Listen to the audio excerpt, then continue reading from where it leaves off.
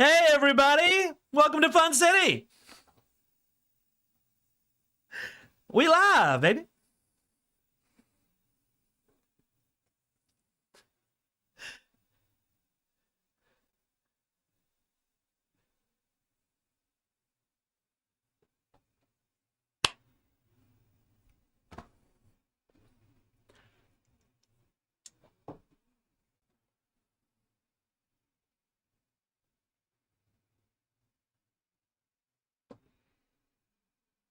Uh-oh. Well, I mean, is that so bad? I gotta say, you can only hear me. Well, yeah, I can fix that. Hold on 1 second. The chat. Taylor, can you just repeat everything we say in a little voice, or Yeah, that's probably the easiest. that's fix. the easiest thing? We've got a lot of Fun City fans in the chat, which is very good. FC in We're the just house. gonna dance, just gonna dance.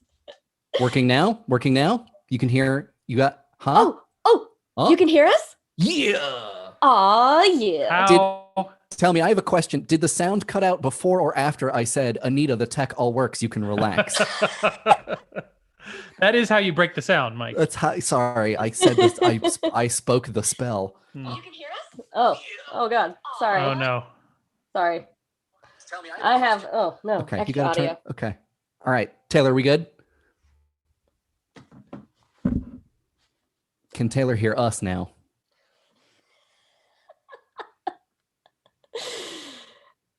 Hold on. Okay, I'm just going to keep talking. All right, great. So thanks, Anita, for having us. Thanks, Caro, for the very nice introduction. We're all big fans of Anita's work, so when she asked us if we wanted to be on her stream, it was a big old immediate yes. And yeah, it's a big old honor, especially if it means raising some funds. So yeah, please throw over a few bucks if you can. There should be info, I think, plastered all over the place about how to do that. Second, if you don't know us, my name is Mike Rignetta. I'm going to let my friends and colleagues introduce themselves. Taylor, do you want to go first? Do I? Can you hear me? Is everything all right? I can hear you. Oh, beautiful. We're doing it. Hey, it's me, Taylor.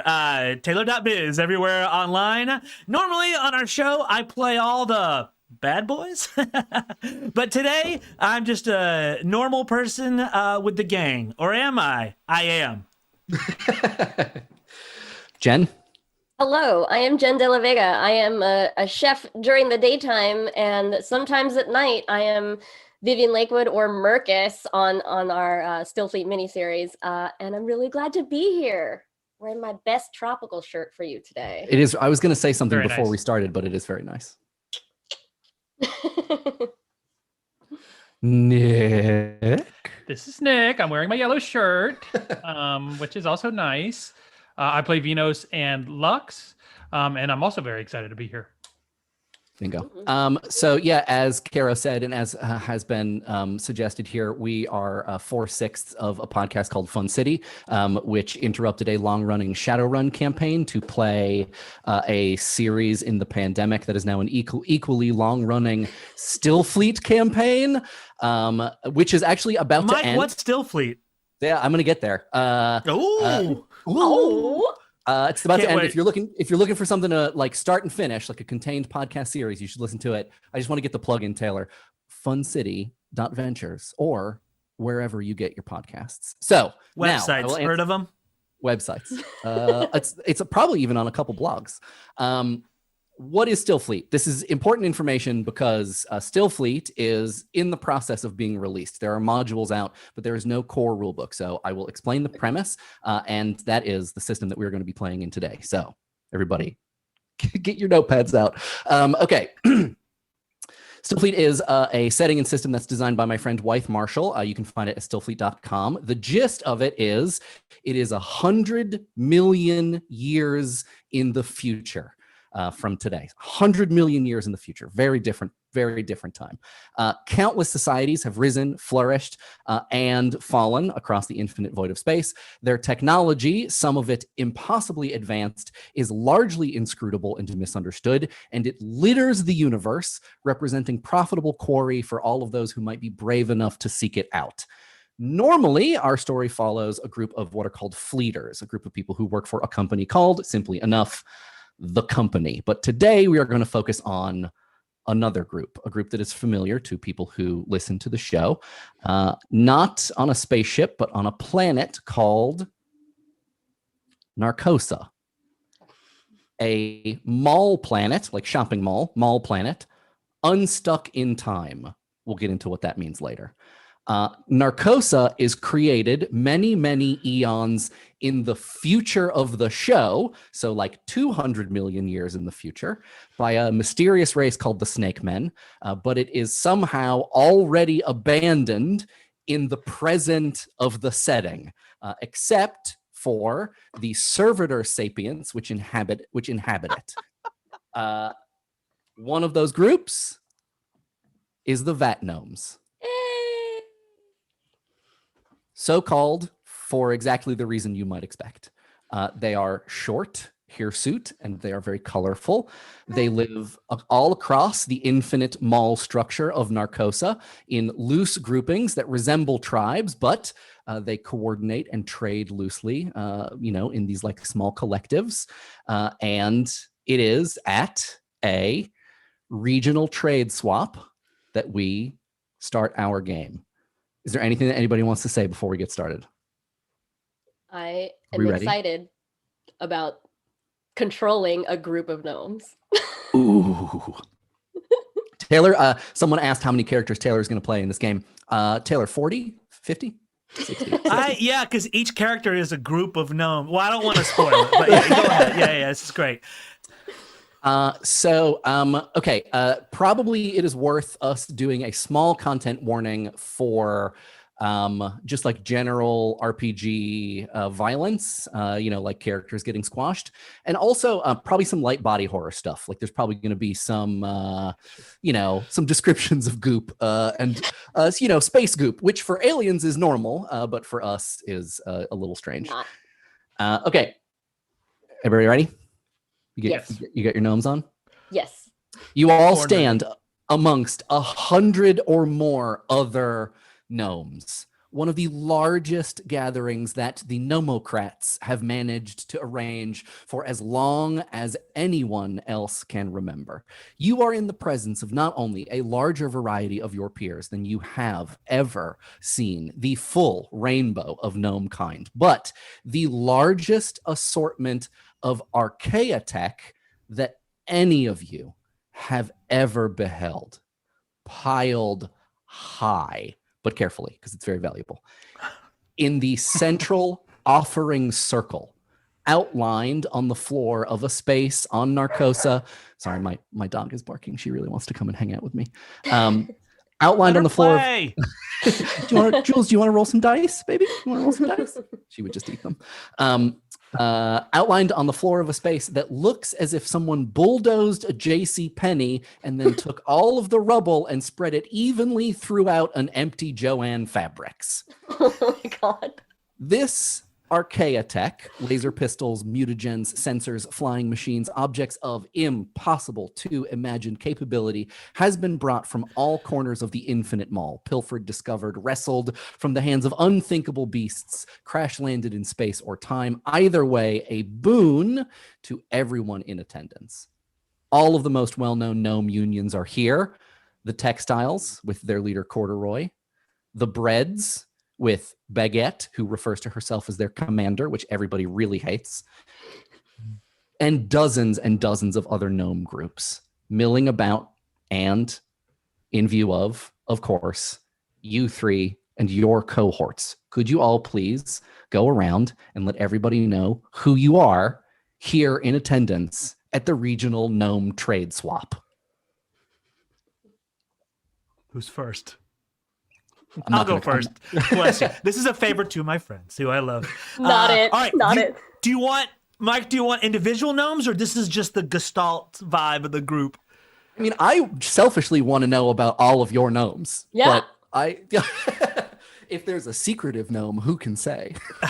Well, only time will tell. All right, here we have, in various like cobbled together outfits. No attempt at a uniform was made intentionally for such overt thirst trappery. Would be far beneath the Moon Cave Irregulars, a group of vat gnome urchins that run around and do errands for the bad but and yet famous detective Jeremy Smaug. First, we have the leader of the gang, Ratatouille the movie. famous for his Kevlar fangs. Shoot him in the mouth, you better not hit the fangs. And then Myers-Briggs, the face of the group, always brandishing his megaphone.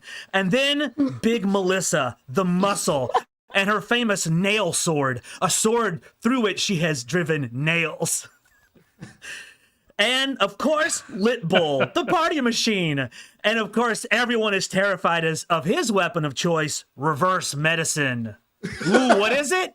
You don't want to find out. Isn't that just And poison? then, of course, literally... It's reverse medicine, Mike. It's reverse medicine, Mike. I just said it out loud. And then, of course, pulling up the rear, but never the last, is Dessert Williams. And infamous for carrying the dreaded and quite powerful microwave lens. You don't want to mess with Dessert Williams. Ding! You're done. Taylor, what's the name of the group again? The Moon Cave Irregulars. Moon Cave Irregulars. Got it. Oh my goodness. Who's next? I think the first you see of the Knives, we're the Knives group, is a big, gruff, brusque, red-brown, Pantone bossa nova color vat gnome named Mankiri, known as the Cleaver. He stands very seriously, wearing only cargo pants. He's very thick, like with as many C's as you could fit on a command line. A lot of C's. He stands very seriously, arms crossed, holding a combat sickle with brass knuckles on one handle. Next to him is Nakiri, who is more of like a lithe Grand Vizier type person, dressed in all white linen suit, tall for a gnome, and like not skinny or thin, but looks more like pressed between two plates. That's A sunken gnome? Yeah, sunken gnome. Okay. And its color is imperceivable to humans, but looks kind of like an oil slick. Next is Brunoise, who is wrapped in chains and a backward life vest from a boat. Also, speak with animals. Flat gnome is very good. Jen, that's a flat gnome, not a vat gnome. A flat gnome. Brunoise is cobalt blue and speaks in a very sing-songy voice. Next to that, Brunoise is Mince, the leader. Very small, very mousy, wearing a denim overalls with no shirt. Do not underestimate Mince. I won't. Who is also, the color is imperceivable to humans, but it's as if you melted all the starburst into one gnome. Yeah. And then finally, we get to Chiffonade, who is flirty, wearing a green sundress and a sun hat, and is the color of romaine lettuce. She carries an umbrella. Like sort of watery green. Yeah. Like she sort of has that like light stocky coloring toward the middle and then gets greener toward the edges and the edges of her hair. I can see it very clearly. She is very sweet. She is very sweet. She is the face of that group. But the Knives are not to be trifled with.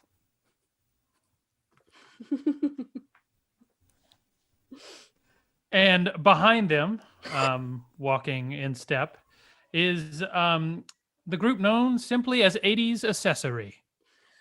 80s Accessory is a group of Wait, gnomes. just point of order. Accessory or accessory? Mike, Yes. don't, come on. Okay, all right. I meant to say accessory. I have it Damn written it. here differently, but yes, 80s Accessory. And They all are very, very bright neon colors of, kind of your neon yellow, your neon pink, your neon purple. They all look like they could immediately end time and, synchronized jump into an 80s, workout video.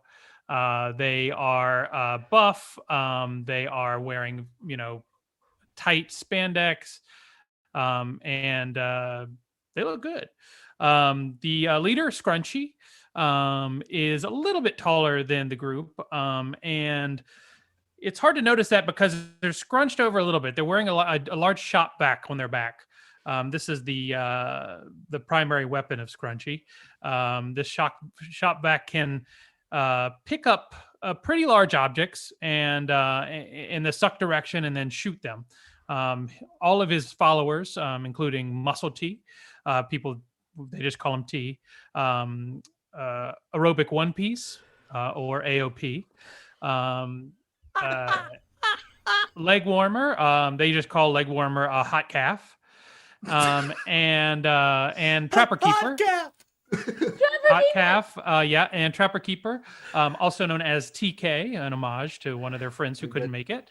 They all are carrying implements that they use, including sledgehammers, axes, picks, saws, etc., in order to knock pieces of things off so that Scrunchy can vacuum them up and shoot them if things turn sour, which they sometimes do. Not often. They're here to get themselves a piece. They're not really looking for a fight, but they're looking good again. I can tell. I'm picturing sort of like American Gladiators a little bit. Yeah, I think it's a very fair description. All of their hair is very teased. Very good. Nice. Or a Jane Fonda workout video. Oh yeah, definitely. Right. With the diffuse lighting in the background, perfect. I can picture them walking into the swap meet. Okay, now is maybe also a good time to mention that the sort of game that we are about to be playing, I know it called a meat grinder, which every player has basically a number of level 0 characters, and we are going to consider it a great success if any of them survive the forthcoming adventure.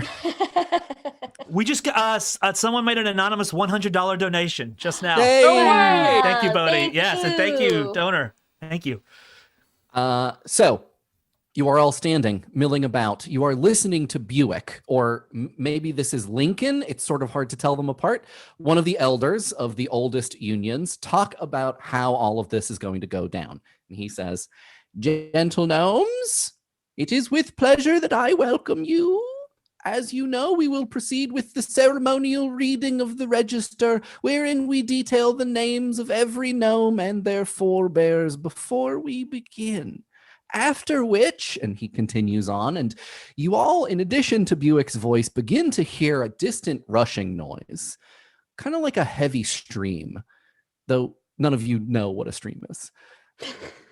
As Buick begins his multi-hour reading of the register, normally you might think that this sound is the blood rushing between your ears, magnified by the boredom of listening to the same guy go on and on and on again for what feels like forever, but it's getting louder than that. And then after a few seconds, louder, and then even louder, until it's not a dull rush anymore, but a quiet rumble. And then after a few seconds, a full-on roar. And as the roar picks up in amplitude, the floor begins shaking and the walls begin shaking and the pile of archaeotech in front of you is vibrating. And some of the more precariously, though carefully placed items topple over. No. And then the roar becomes a full-on thundering, and the Joanne Fabrics is vibrating like some huge being from outside the mall is just holding it and shaking it. And then the ceiling caves in completely. There is a deafening crash. As more rubble is flung across the swap meet hall, there are countless broken walls and ceilings and floors and display units that are tumbling from the ceiling below you. Look looking up, you can see that a hole has been punched, and you can see through it for miles, a series of holes punched through this infinite maw that you live in, caused by this giant black shape, making this squealing sound like the brakes of 100,000 New York City garbage trucks as it crashes right into and through the pile of priceless archaea tech in front of you and into the floor below, and it keeps going. You can just hear it breaking floor after floor. The hole is huge, 50, maybe 60 feet across. It has obliterated the hall. It has destroyed a good portion of it and sent whatever survived flying around the Joanne fabrics and flying into the hole itself. 2, 3, 4, maybe more. It's hard to tell. They're moving very fast. Smaller shapes follow past the large one, and you hear the sound of more floors continuing to break below. But then it slows. It's not many. 6, 8, 10. The crunching and the rumbling stops. There is a single moment of quiet.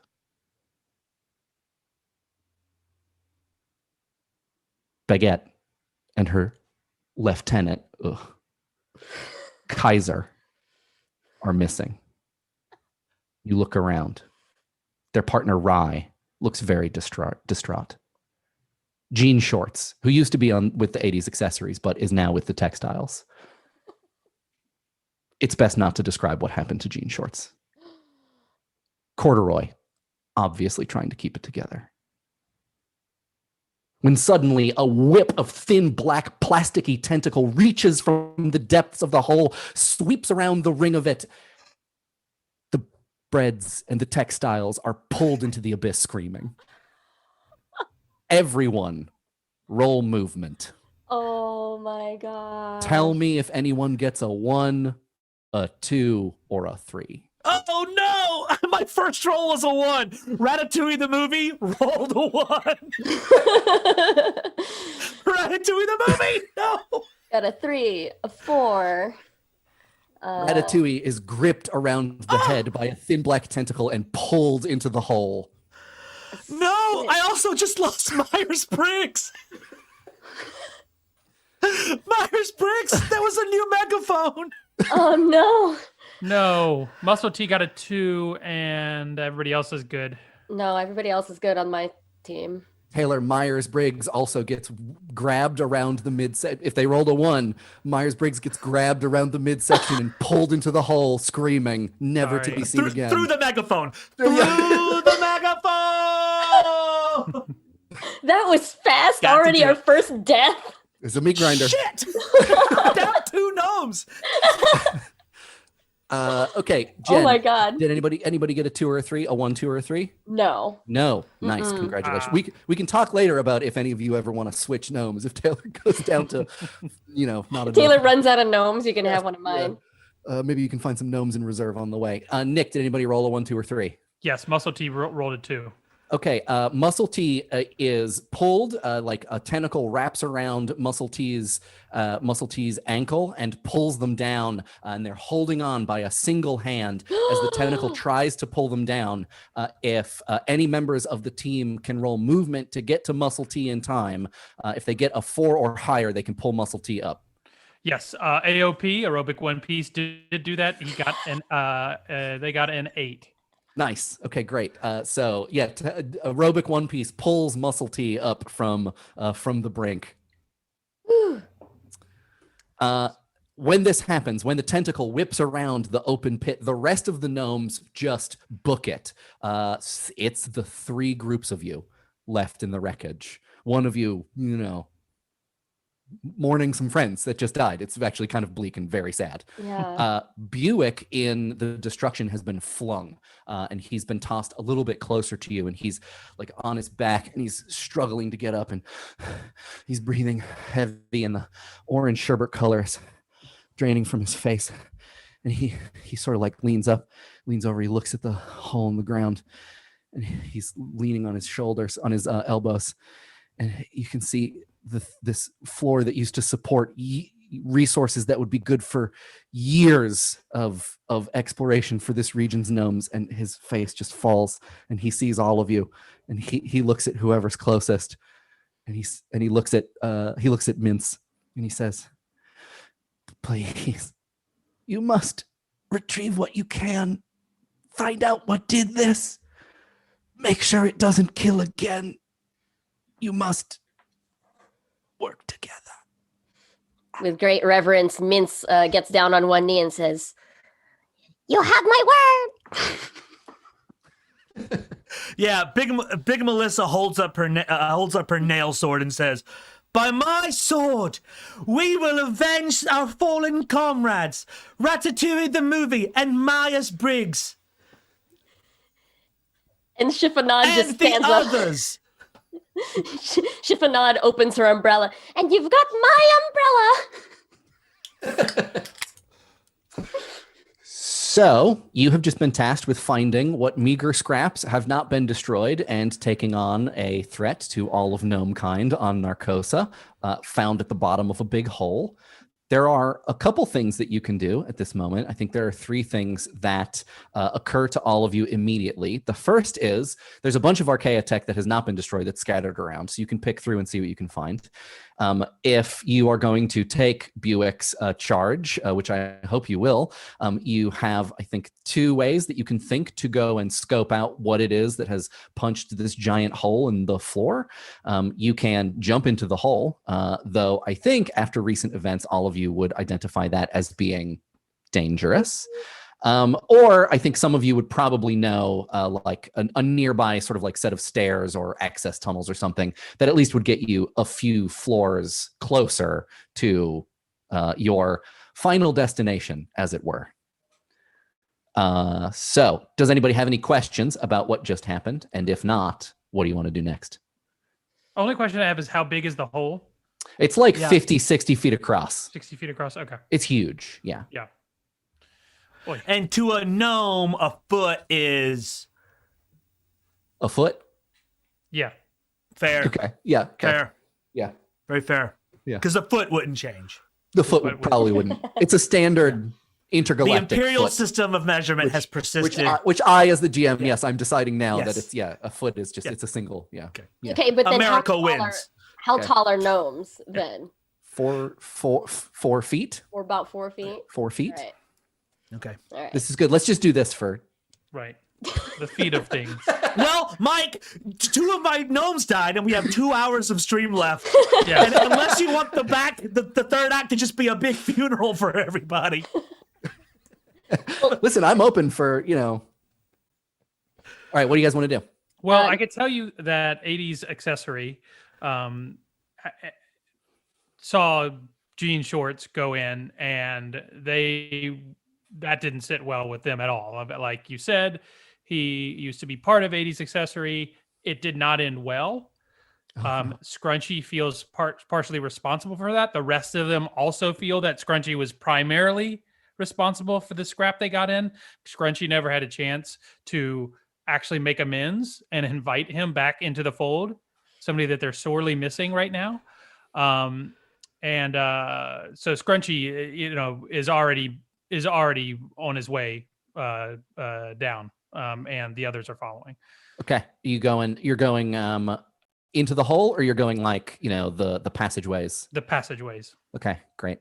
Do you guys want to try to pick up any of the stuff that's around? Does anyone want to do that? Yeah, my crew definitely does. And while Chiffonade is poking the umbrella through the rubble, she's gonna inadvertently call drone. Call drone. Okay. The next time makes sense in the story. You gain a new Archaea tech item, a drone or a robot butler. Yeah, hold on. Oh God, what's he doing?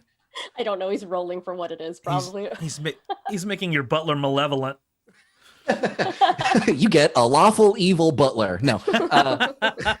Yeah, I was rolling just to see which it is. And yeah, like a little drone buzzes by. We've got crazy donations coming in. 25 from DeMarco, 250 from Sam Gordon, 25 from Transgreaser, This rules. Thank you all. Thank Yes, keep it up. you. Whip, whip, whip, whip. Should I get my ham horn ready? For every triple-digit donation, I will invent a new gnome on the spot and immediately kill him. I will hold Taylor to that. Wait, hold on. Huh? Nope, that's not right. No. There it is. There we go.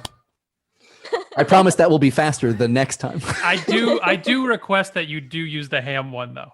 Yeah, I prefer the ham one. Ham. Ham. All right. Yeah. So one of the things that you notice in the rubble is like a small, a very friendly looking, like almost looks like a child's toy to us, yellow drone that is sort of like sputtering because it's upside down. And if you turn it right side up, it will be able to, it will fly around. It's going. I shall call you Patty Pan. Yeah, so you have that now. And it imprints on Chiffonade. Those are friends listen. now. Yeah, you can tell it to do stuff, and within reason, it will do those things. Yay! Everybody who's looking for, if you're looking for Archaea Tech, just roll 1d10. Yeah. Oh.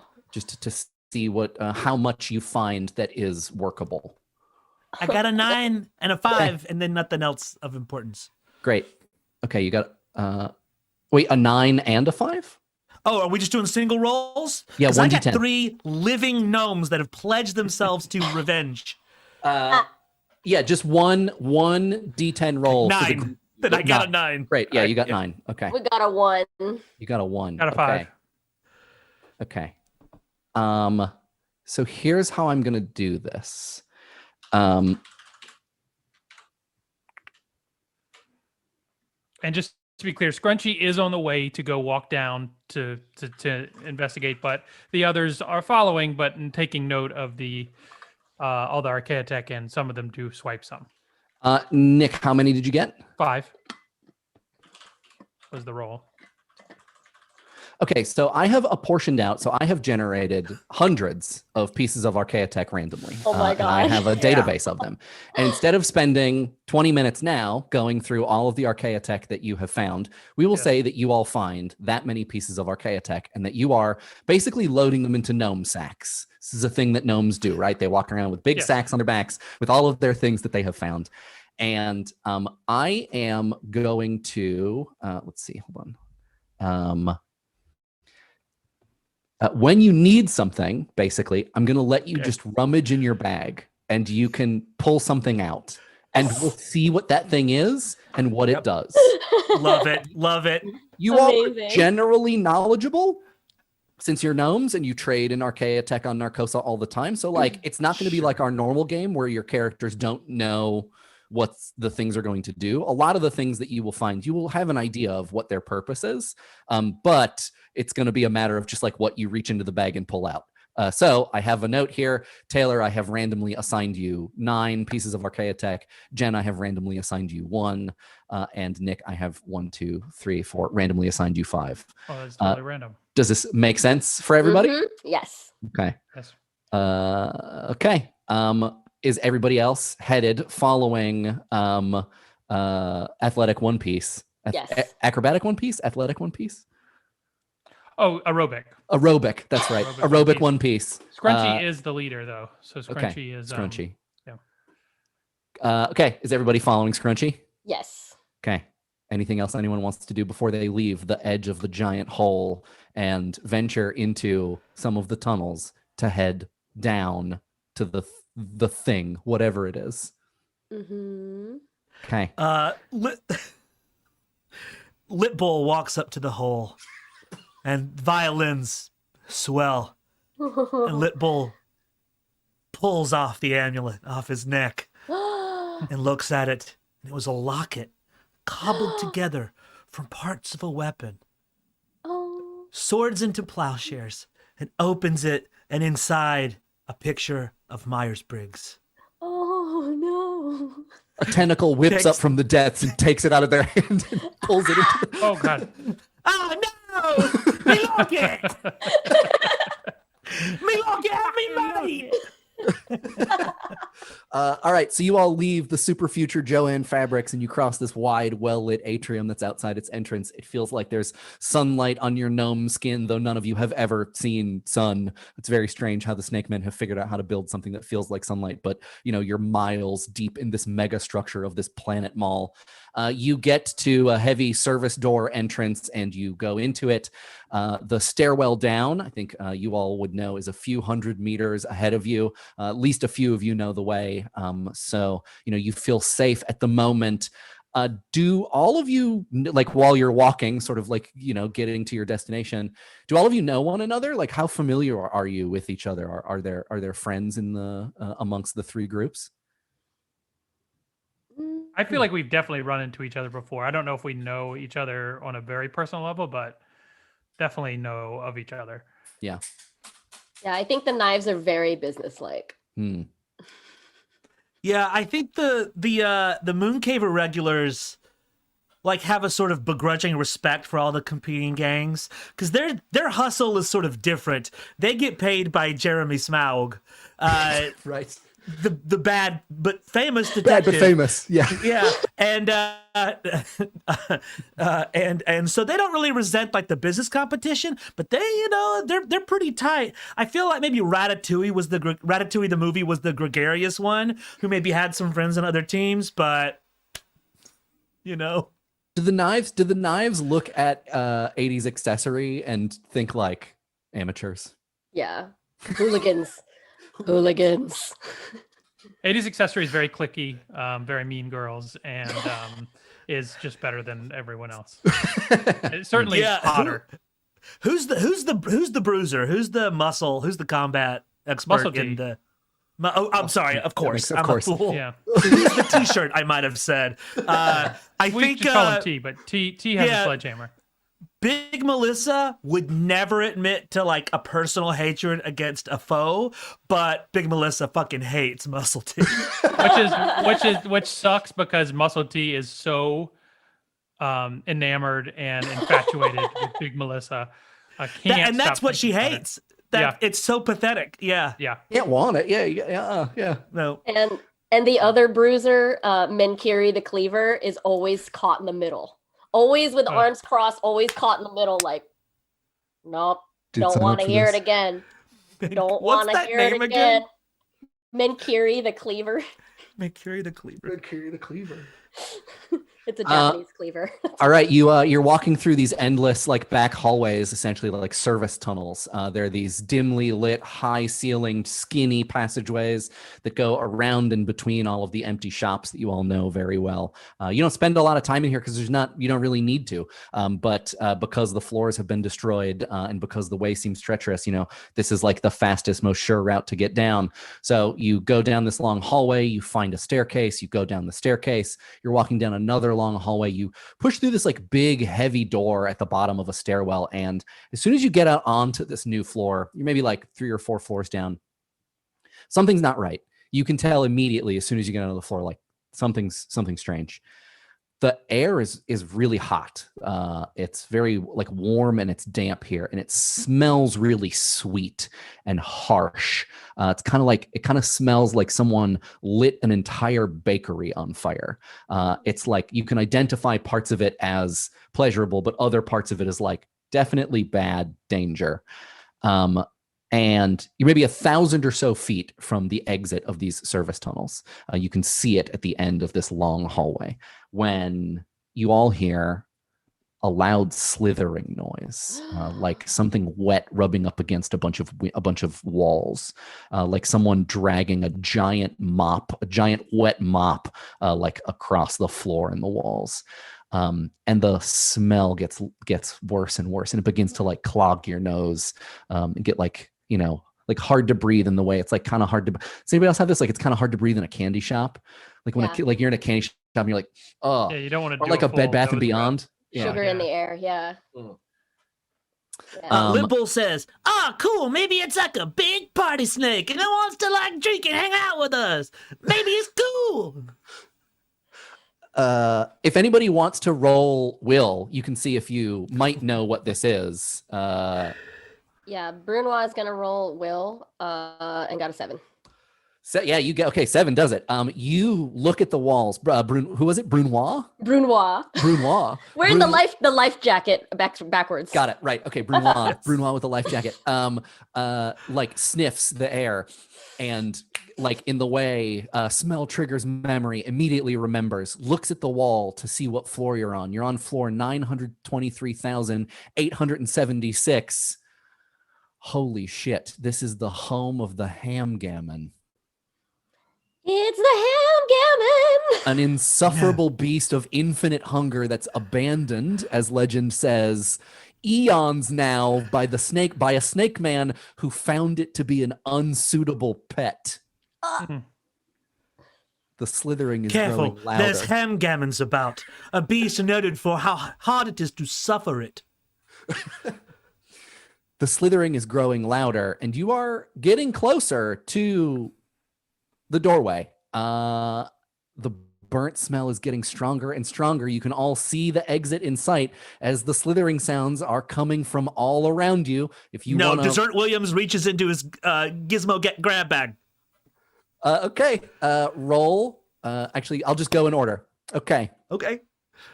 You pull out a Torque Pazuzuni reconfiguration beam transmitter. What the hell? Oh, well, I thought these were supposed to be interesting and weird, Mike.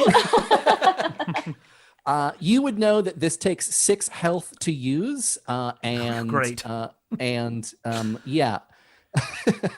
and it reconfigures the DNA of whatever you pointed at. What it reconfigures it to is hard to say. It depends upon what the manufacturer, what the manufacturing process was, and you can't change it.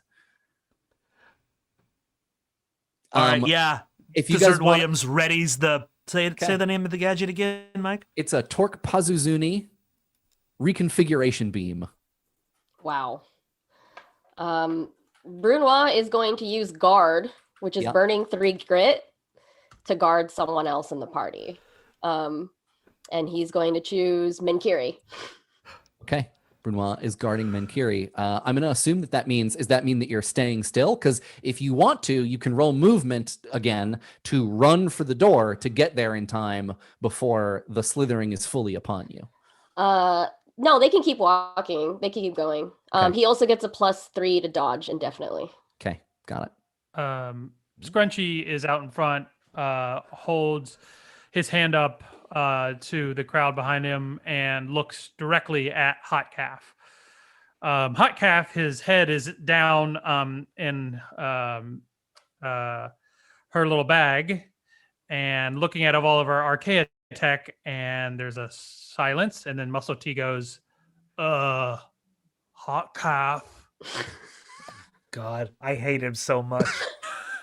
I know, this is good because you're playing Big Melissa. Sucks. Hot Calf. Hot Calf. And Hot Calf looks up, notices that there's probably a big creature on their way, and so she uses Tame. With Tame, you work to either tame an alien creature or to find and then tame one. So you could burn 2 grit to calm a creature, so at least it won't eat you. Okay, great. Sure.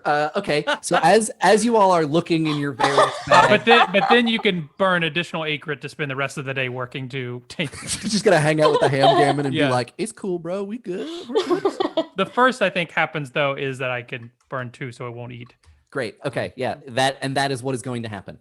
As you all are looking in your bags, guarding each other, pausing, not leaving, not running for the door, waiting for the ham gammon to show up. What I mean, if you want to roll movement to get out of the hallway and get to the door before it gets here, please do. Yes. No, Big Melissa looks at Menkiri the Cleaver and says, "If it is our fate to die by your side today, we do so with honor. Also, Muscle T is present." And he just grunts. And sure enough, right by the wall in front of the door, another hole is burst through it, and ham gammon comes through the wall. Hamgammon is this like giant worm-like creature, and it rears up in front of the door, in front of the group of you, trapped in the hallway. It kind of looks like someone made a roll of Pillsbury cookie dough out of Tar and hair? tar and hair. Oh, He's got no discernible eyes, and easily like 30 concentric lamprey-like jaws in the hell front no. of his face.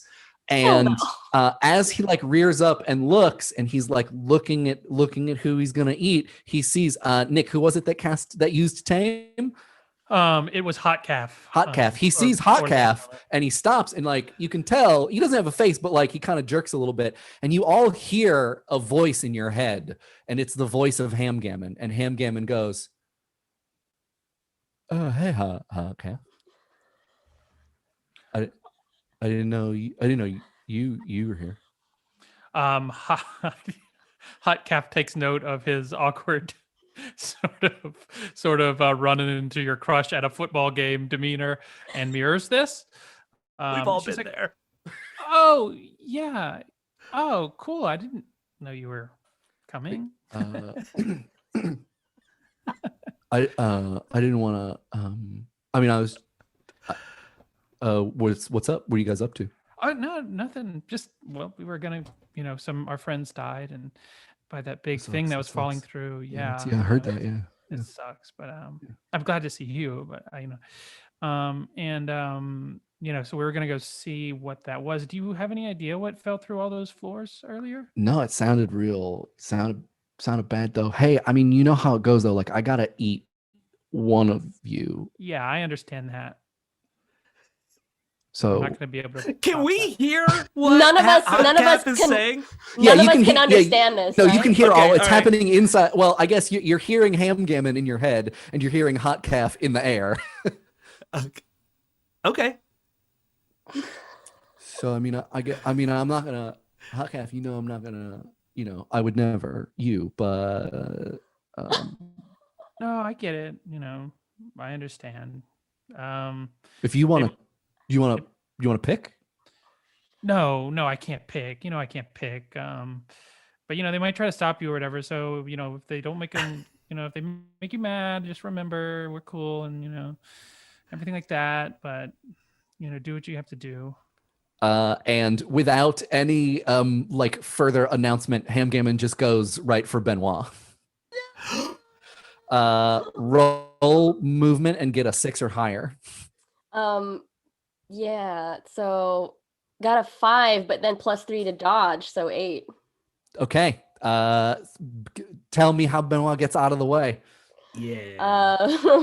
Brunois rolls forward, sensing the movement, because that's kind of what happens after he does guard. Rolls away into a ball and kind of roly-polies toward the door very fast. And Taylor, who is left of your crew? Some guy named Muscle T. Yeah. That's all. I got Big Melissa, Lit Bull, and Dessert Williams. So as Hamgammon misses the knife crew, he tries to take another swipe at Lit Bull, but like is definitely off his game. So roll movement and beat a 4. He's the laid back party animal. Roll movement and do what then? Beat a 4. Wait, hold on. I thought each character had a D10 and a D4 for everything else. Is that not the case? Oh, D6. 1 D6. Got you, dog. And 1 All D10. right. Sorry, 4 D6 and 1 D10. Oh, okay, Right. okay. Well, I think the other one still would have died, but now my rolls just got a lot better. That's good. my God, I got a 4. You got a 4. Okay, great. I hit 4. You all of you recognize that in this moment you have a brief opening to either aggress Hamgammon or roll movement to try to get out the door. And to get out the door, you'd have to roll a 4 or higher as opposed to a 6. Okay. Dessert So- Williams says, "Oh, it's just like the legends foretold. This creature is as insufferable as the stories insist." And he fires the Torque Penzanu reconfiguration beam. Okay. Roll a d12. 12. Hey, hold on. Oh. Dang. Hamgammon rolled a nat 1. Oh, snap. Oh. Taylor, Nice. what does Hamgammon turn into? Yeah, sure. Great question. It's flesh bubbles, and it begins to scream in the way that Hamgammon would, which is basically like, oh, no, oh, bro. Bro. The Hamgammon turns into an axolotl. Yeah. Now, I know it's big, but it doesn't turn into a large axolotl. No. Or is that, I don't know. I'm not going to ask too many questions about the Torque Penzanu reconfiguration beam.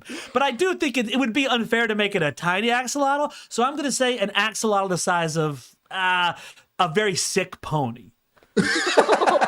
Like Do a we miniature horse. I guess a Is miniature horse, which is not a very healthy miniature horse. How about Still that? a really big axolotl. Well, that's like a giant dog. Okay, how about an axolotl the size of a very healthy large dog, but not like a crazy giant dog? Like if you typed in giant dog, this wouldn't come up in Google image search, but maybe Got for it. big Okay. dog. But to But a if you normal were near person, it this in real dog life- would be giant. Oh yeah, you'd be like, no, I'm not messing with that dog. Yeah, and it's an axolotl. And do you think it's still Hamgammon, or is it just this axolotl now? Well, I guess that's a philosophical question about Yeah, like what that's makes a mind. You know, is it Before it your- starts to talk to you, do you all want to leave? Yes. Okay, get out of there. Before she leaves, though, High Calf does do a little call me motion with her hand and winks and turns and leaves. When Hot Calf looks at the axolotl, it is grinning wide. It has a big, happy face. It's very hard to tell if it is feeling that emotion or if that's just what it looks like. Yes, and Hot Calf doesn't flirt with all the animals or creatures that she tames, but she does do it with this one as a mirroring maneuver and tactic. Very good. it works. So you get out onto the next floor that you have to traverse on your way to whatever beast has rocketed through the Gnarcosan structure. You're going to have another kind of like branching path at the end of this floor, but as far as you're aware, you basically need to cross over what is in front of you and get somewhat closer to the hole, though not dangerously so, before you can find another way down. You find yourselves now going through the door that Hamgammon tried to block, one of the many spa centers built by the Snake Men, a tile desert with hundreds of strangely shaped pits, spouts, spigots, nozzles, all promising a moisture that is absent and will be for millions of years. Taylor, it looks like you have a question. No, I love it. You're describing my paradise. Empty spot. Give me a wet pit. There's no water. There's no Completely water. dry. Completely This dry. year has been hard for me personally. A dim light emanates from the ceiling, but it is empty for about as far as you can see in every direction, except for, of course, various bits of rubble that are around here and there. And you see in the distance, in the direction that you know that you have to go, the glint of more Archaeotech on the edge of the pit. So there's more for you to get if you walk in that direction. Do you continue in that direction? Is there anything that anybody Yes. wants to do or take note of before they start to traverse the spa center desert? Yes, No. I think Dessert Williams holds out the grab bag, and Big Melissa and Lit Bull both reach in and pull out something. Okay, so The gadget Lit Bull- buffet. Lit Bull has a warp Jeffersonian. Okay. It's usable. It's usable by no fewer than 2 and no more than 5 people. Okay. It will reposition. What? Yeah, is it one of those like circular group bikes that tourists ride around in Times Square? It looks like a frisbee that has an additional handle around it, but it's Oh. all made of chrome.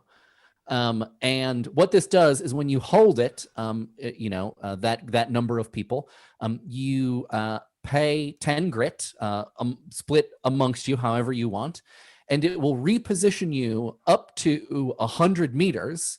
But you all have to agree exactly upon where you want to go within 2 seconds of all holding it. This is, I want to just say, all of this is generated from the tables in the book. Like I added very little detail to that. This game rules. I know. I love Stillfleet. I basically came up with what it looks like. Everything else just was generated. Okay, so now we have an argument inducer called a warp Jeffersonia. Oh, I get it. That's a very funny name. All right, and what does a Big Melissa pull out? A sapphire locating crown. For 1 health, it will tell you the rough location of anything. Wow. Whoa. Mince is also going to reach into the bag for the single item that they got.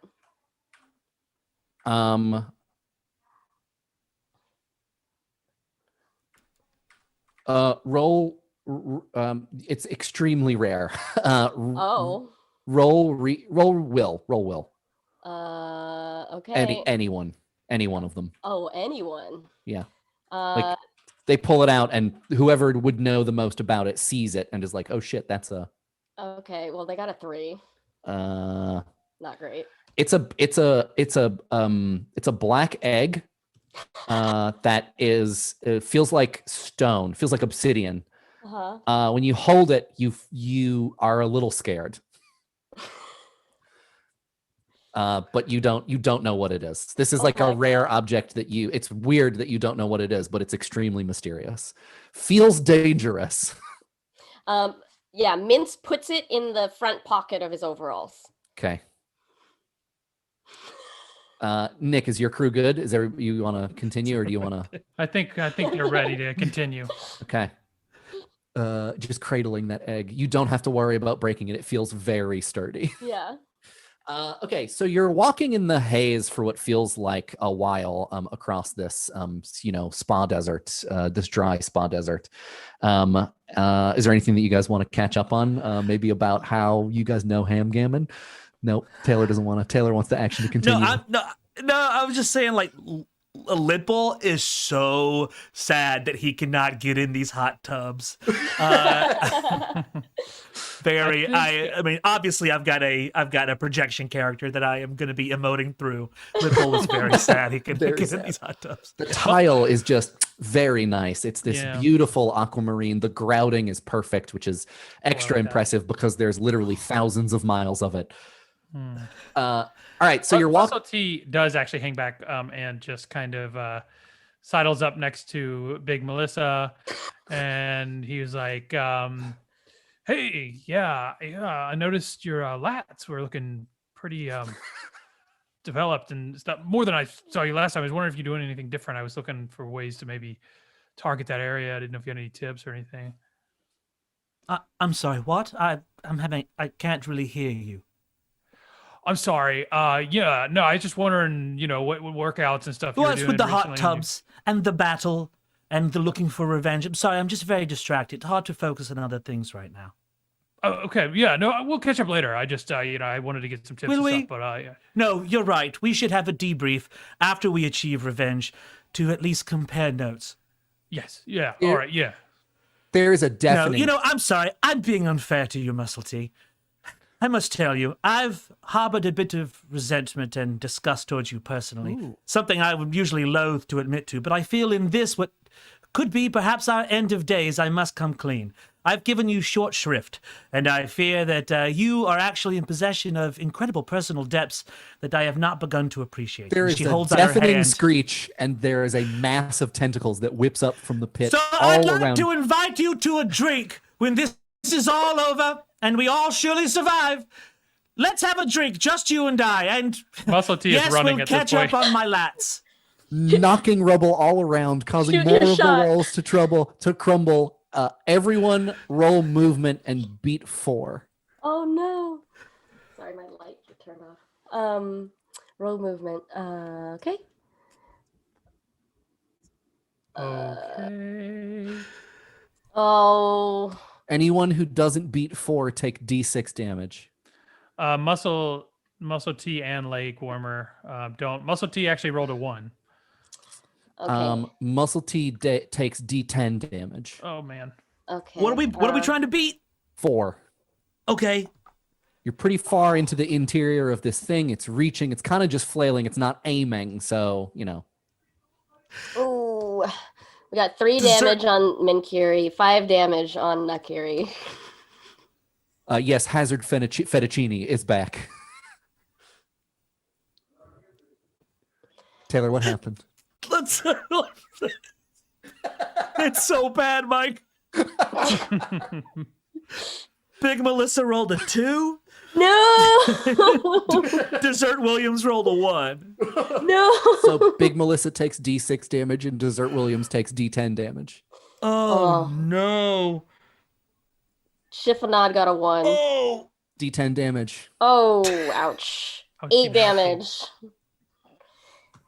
Your gnomes don't have that much damage. I know. You hear this tiny squeak. She flies backward, and then the drone goes me me me me me me me, trying to catch her. As Big Melissa is finishing her confession and offer of friendship to Muscle T, the tentacle just like slaps her like off frame, like just she vanishes. But you look over and she's like putting her nail sword in the ground and standing up, and she's just got a big welt on the side of her face. And then she says, "Dessert, no!" A tentacle, just pink slimes.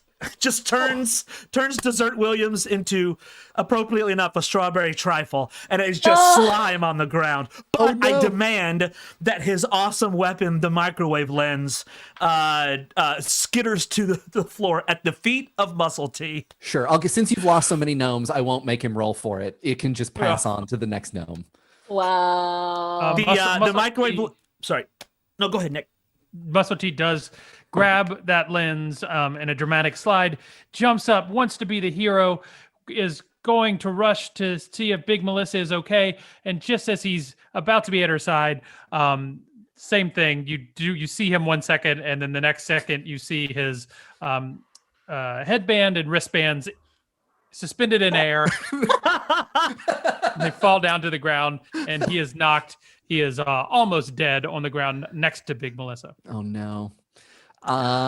As the tentacles whip around, they not only hit various gnomes and maybe even squish some of them into dessert foods, they also tear some paneling off of the ceiling far into the depths of the spa desert that you're in. And you see a bunch of sparks fly, and then the ceiling lights that are above you start to blink, and they all blink on and off, and it's very hard to look at. It's very hard to be around the brightness of these lights, like blinking on and off in electrical malfunction. And then the lights stop blinking and they become a solid white. And then they turn to a blue. And then the blue starts to turn kind of purple. Mm-hmm. And then you hear a pleasant voice emanating from some recessed speakers all around the floor. Disinfecting cycle operational. All biological sapiens, please clear the floor as this is fatal. Informatic beings, please enjoy this additional service at no extra charge. And the lights begin to shift from purple to dark red. Michael Rugnetta. Can Lit Bull do a reason roll to see if he knows any like hot tub, because he knows hot tubs. I have established this guy is a party animal who loves hot tubs, and he's also, believe it or not, the brains of the group. That's right, party animals can be smart, and I'm fighting for party animal recognition. Advocate. Yeah, so I want to see if he knows like anything he can do other than run, like any way to avoid this. Okay, great. Yeah. That's a 10. That's a D10, baby. 8? Yes, absolutely. He comes to this floor to relax all the time. It's a little sad because there's no actual plumbing that is useful. You can't actually bathe. You can't spa here in any way, but there are some depressions in the vast spa desert that just cradle his body in a perfect way and just allow him to doze off and in calm. And he knows that actually so all of those are just open to the lights above, which it's getting hot, and the hairs on all of your arms are starting to singe. It's not feeling good. It's feeling very dangerous very quickly. So all of those openings that he knows are open to the lights above, but he does know that near one of them there is a rare enclosed sauna. Ooh, all right. Yeah, I think he calls out, "Hey, everybody, this way! There's a closed sauna over here." And he points, and he actually points somewhat behind you, but it's true. It's the only thing that is rising up that is not a nozzle or a spigot of some kind. It's the only structure that you can see that you have any hope of possibly getting to. Roll movement and get there. Beat a 4 because you're just running. Let's see. How many of We're you? We're gonna burn grit. Yeah, you can burn grit. We're gonna burn grit. We haven't talked about this yet, but for anybody who doesn't know Stillfleet, you can burn 3 grit, 6 grit, or 9 grit to add 3, 6, or 9 to your final roll. It can increase your totals, but it doesn't cancel out a nat 1. A nat 1 is always a failure. I forgot about that. So you can burn grit. I will also say, how many of you are there? Yeah, how many of us total are there? I have 5, but Menkiri got a 1, so I still have 5. Everyone is good because I needed to make sure Muscle T burned some grit to secure it, except for I didn't think that Hot Calf would need it because she has a oh, never mind that the 10 roll would be AOP. Didn't because I thought she would be good with a D10, but she wasn't. She got a 3. So all of mine are fine except for Menkiri. Got a 1. Okay, hold on one sec. I need to roll something here. All of mine are okay too. Big Melissa and Lip will both burn some grit to like really sprint towards the sauna. I have some bad news. Oh no. I rolled for it. The sauna can accommodate 7 gnomes. Whoa. Oh shit. Wait, where's the nearest door? Is there a visible door? Can we see the exit, like a safe exit to safety somewhere else? You will not get there in time. It is getting too hot. Unless we use the warp Jeffersonian. Hell yes. Hell yes. The argument teleporter. Yeah. How many people have to hold on to it? It's no more than 5, I think is what I said. So Lip save 7 or save 5? Well, you can do both. Lip, we can do 7 and 5. Yeah, okay, we can. I think we can save. We can save everyone, right? So there's 10. There's 12 of you total. Yeah. Right. Yeah. So 11, 10, 9, 8, 7. Perfect. Yeah. Hell yes. Yeah. So Lipple like tosses you the Jeffersonian, the warp Jeffersonian, and says, "Hey, good luck," and they close the door to the sauna. I don't know who's in the sauna, who's in the, once they get 5 people in the sauna, they toss it to the people outside the shelter. If you toss it Say, to "Good luck." 80's accessory is exactly 5. So you could toss the Yeah. work Jeffersonian to 80's accessory. Yeah, I think the knives got into the sauna. Okay, 80's accessory, you have to burn 10 grit amongst all of you. You can distribute that however you want. Okay. And you all need to agree unanimously about where you are going to go. So I would just ask you to role play that appropriately, that if you think your crew would not be able to agree, then they do not move. Okay. Muscle Teeth wants to go into the sauna. Jesus Christ. Are you about to kill your whole group? No, but the rest of them quickly slap him and tell him he's an idiot. Hot Calf is pretty sure if they just go back to the last room with the ham gammon, they'll be fine. Right before they walked into the thing, they all agree and they think that she could at least hit on the Ham gammon. the adult. What is it? Axolotl. Axolotl. If anything, if nothing else, so they kind of quickly agree to do that. So spend the 10 grit, and when you all agree, you are warped back to the ham gammon room.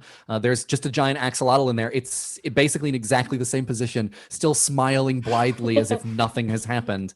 I will also say, for whoever got into the sauna, anyone who rolled a 1 is dead.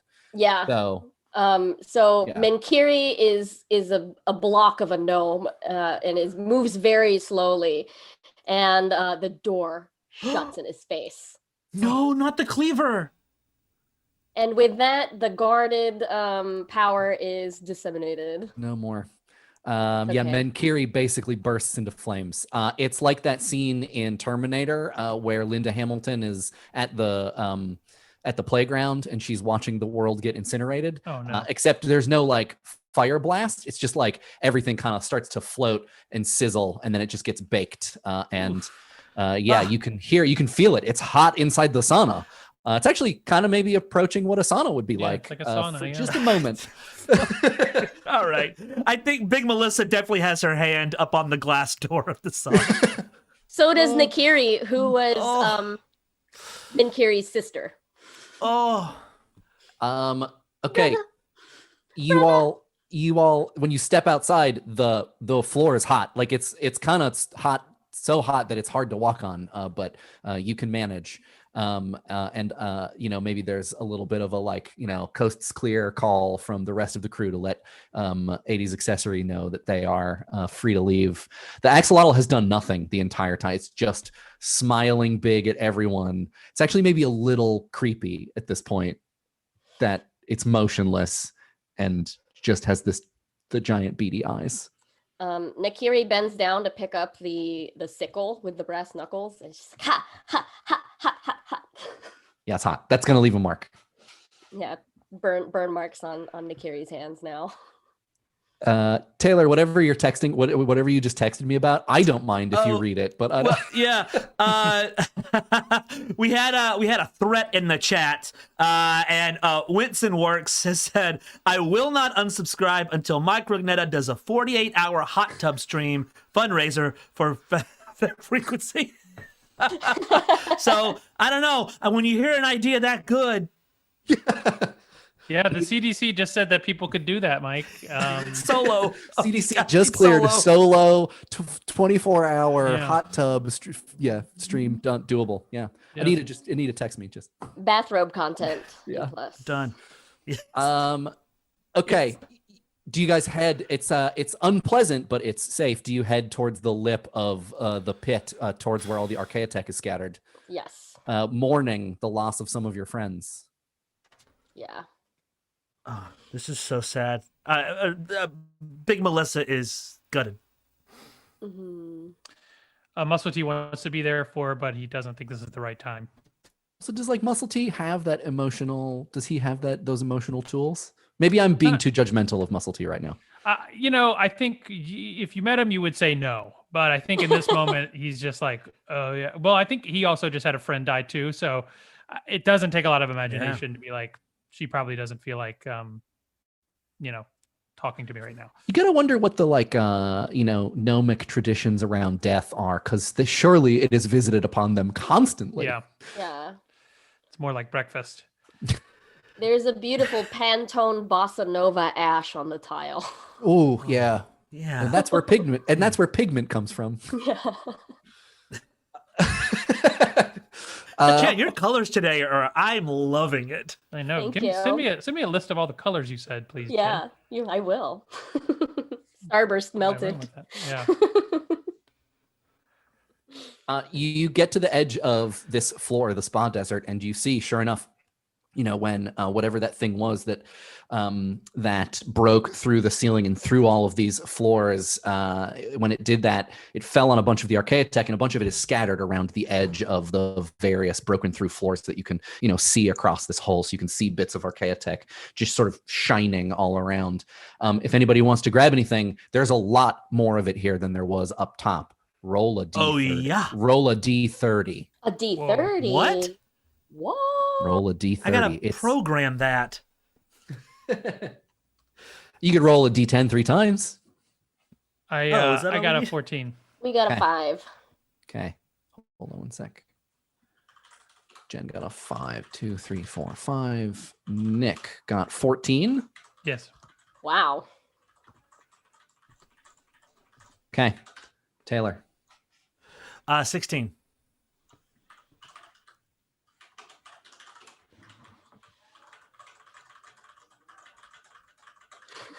12, 13, 14, 15, 16. Some of those are very funny. Okay.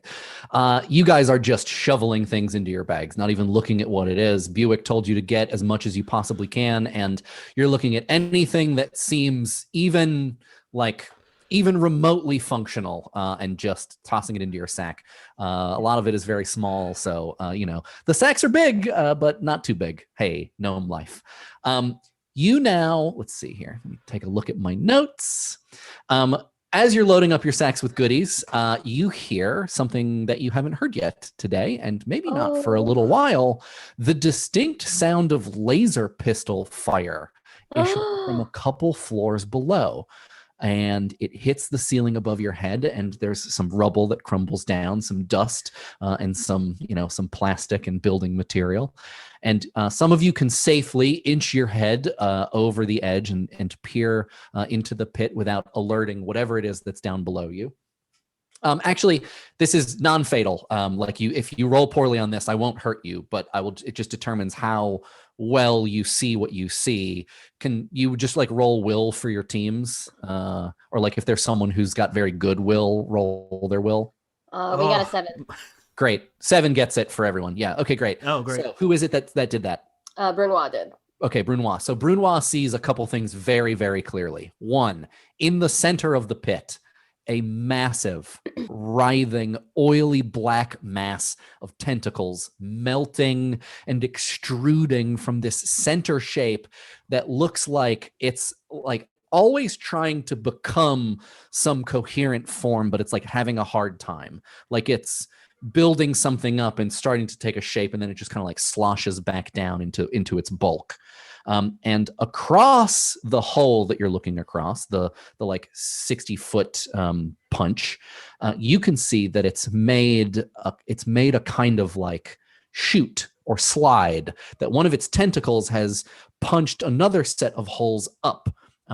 There's this gross kind of slick of building material that if you were to walk around on your floor, you could get to, and it would get you down a couple floors. You can see where you enter into it. You can't really see where it ends. So it's a bit of a mystery, at least from this vantage point. You can also see on the floor below you, kind of directly underneath where you are, sapiens. What on closer inspection look like they could be humans, could be human-shaped things. But they're definitely, based upon what they're wearing, fleeters. Oh. These are employees of the worshipful company of Stillfleeters. And they are, a couple things are happening to them. They are covered in an oily black liquid. They are also popping in and out of existence. They look kind of like a radio that can't catch a station. Like they're kind of like fuzzing in and they're blurry and then they disappear, and they're fuzzing in and they're blurry and then they disappear. And the laser pistol must have been one of them. They're kind of like running around and you can hear like distant pew pew. Every once in a while, one of them will fuzz in more clearly and you'll hear a clear laser pistol shot. It looks like they're down there. Like you can't really tell what's going on. You don't know what they're firing at. You don't know why they're running around. If you want to roll will or reason, you can hazard a guess as to what the deal with the blinking in and out is. Yeah, Lit is on it. Oh, it's not working. 6. I'll give it to you. Yeah, this happens sometimes. Like gnomes, you might have seen this a couple times in your life. A portion of the mall has become restuck in time. Like it is trying to express its actual timeline, which is 100 million years in the future, but it's being held onto in a sense by all of the stuff around it that is in your timeline. And it's hard to tell. All scans. It's hard to tell like how or why, but like a bunch of fleeters, and those are probably, when the big thing fell through, you saw a couple smaller things follow after it. You'd probably put together that like, okay, the big thing was followed by some fleeters. Who knows why? But they're stuck down here now, and somehow they just ended up in a portion of the mall that is like doing some weird time shit. It's a time beast. That's not laid back or party time at all. Yeah, the only time I want is party time.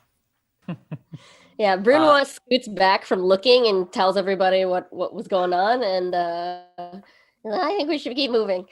So you have a choice. You can go around to the like weird oily black chute, or you can try to walk through the weird time field. Or if any of you have another method of conveyance, perhaps that you have just picked up off the ground, or that you have on your person, you are more than welcome to try to use it. Yeah, I think both of my folks are gonna reach in and see what they got.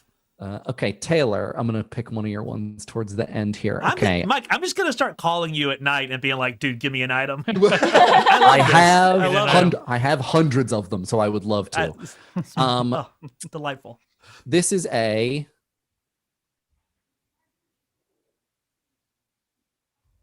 I don't think you know what this does.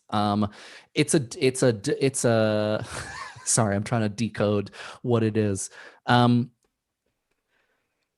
a retractable antenna on a base, and the base is it's like a stone ball, and there's a single button in the stone ball, and you would recognize this as a dimension invoker.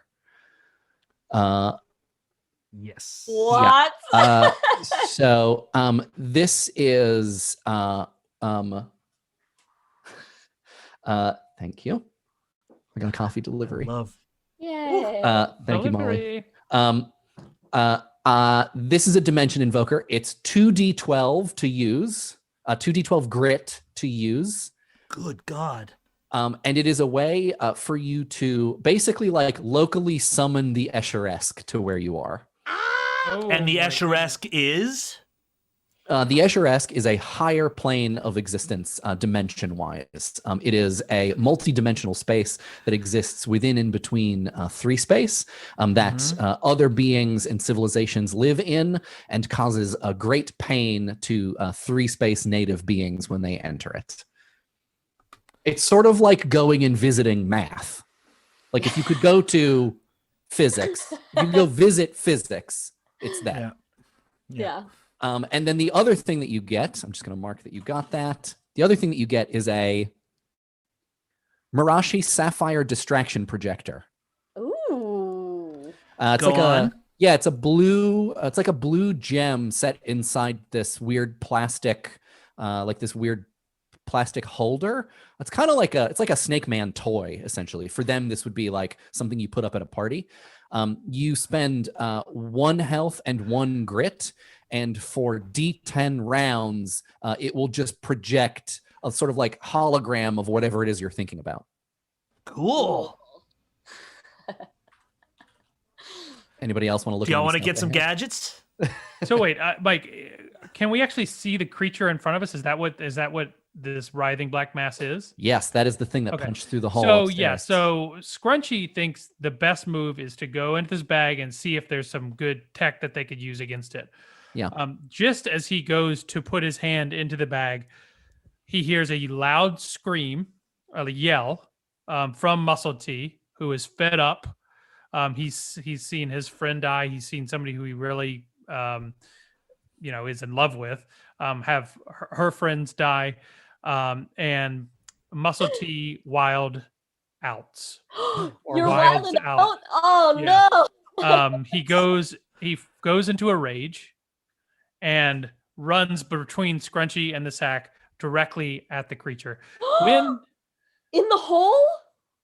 when Muscle T wilds out, or let me just say, a description of wild out is you fucking lose it. Your eyes glow. got it. Okay, Skin okay. becomes purple and scaly. Half of you tesseracts into a blur of anti-shapes. His all of the You use the power wild inside out. inside of Muscle T is kind of expressed in this extreme Hulk-like rage. He burns 3 grit, and his next successful attack inflicts an extra 20 damage. But there's a 1 in 6 chance that instead of your target, you'll hit your nearest ally. So roll that now, please. Yes. So I will roll a d6 now. Don't roll a 1. Burn that grit, baby. Burn that's it. A 2. That's a 2. Great. That's a 2. And you do additional d20s for extra grit burn. So I think what he's going to do is just burn all of his grit. Wow. Yes, So yes. He's burning, Get it. He's burning 12, so that's an extra 4 d20 on top of his d20. I think he's going for a 5 d20 hit right now. Hell yeah. On the creature. Let me. He did not hit everybody else because he rolled a 2 there. Just gonna start this fight now. What's his weapon? What's Muscle T's? He's got a sledgehammer. No, he's also got the microwave lens. Oh, he does have the microwave lens now. So maybe he's got the sledgehammer in one hand and the microwave lens in the other. And he's wild. The microwave lens is like a fun cooker, like a fun size microwave, but instead of a door, it's got just a giant glass lens like held on it with gum. Yes. Wow. Do you want to know what my 5 rolls are? I definitely do. Oh my god.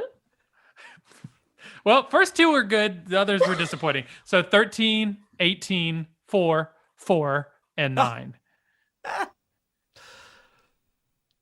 9. Crazy. Okay. Just going to do the math here really quick. Meanwhile, Brunois is gonna guard Nakiri this time. Just burning 3. Hey, you do 48 damage. Holy moly. Okay. Muscle T. Tell me what Muscle T does. Like, take me there, and then I'll tell you what.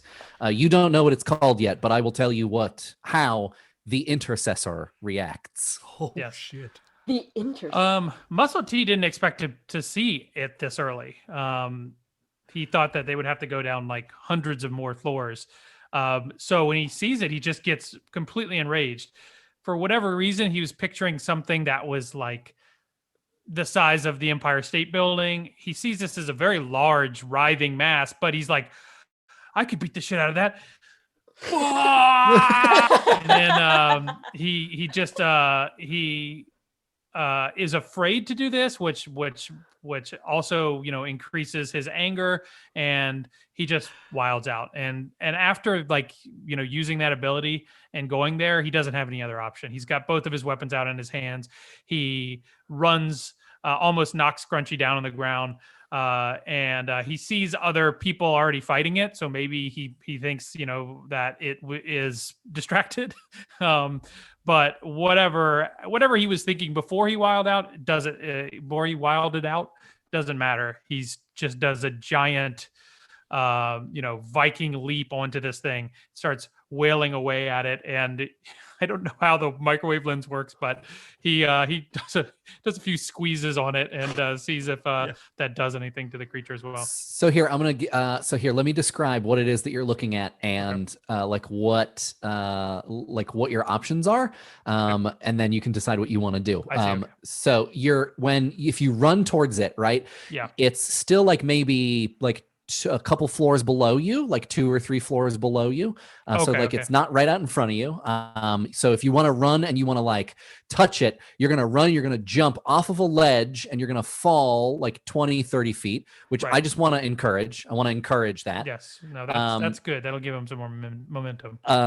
If you want to like stand on the ledge like a nerd and like point a gun at it from a far distance, you can absolutely do that. But I don't, he's got a sledgehammer in his dominant hand. So that's the one he's hitting with first. And I think like, to look at it, it looks soft, and there's a bunch of rubble all around it. So I think it's very reasonable that you, a gnome, good at climbing, hardy, knows the environment well, would feel pretty confident at like jumping these 20, 25 feet, landing around the edge of it, maybe in, a pile of rubble, like maybe you'll take two damage or something from like a 2x4 in your back, but like you're going to get there, you'll survive, and then you'll be right up in front of it. Or you can, if you let me know, depending upon how wilding out you think he is, try to jump just into the bulk of it, into the like writhing, gross, goopy black mass.